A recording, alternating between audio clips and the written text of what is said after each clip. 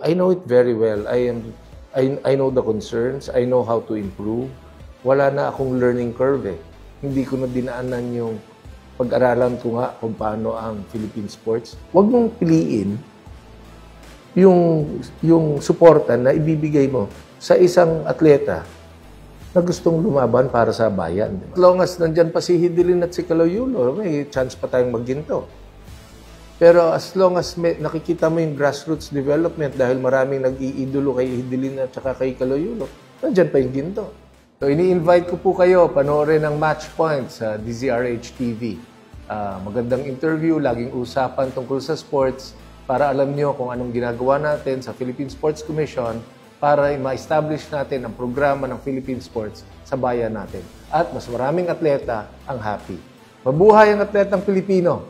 Mabuhay ang Philippine Sports Commission! Mabuhay ang Pilipinas!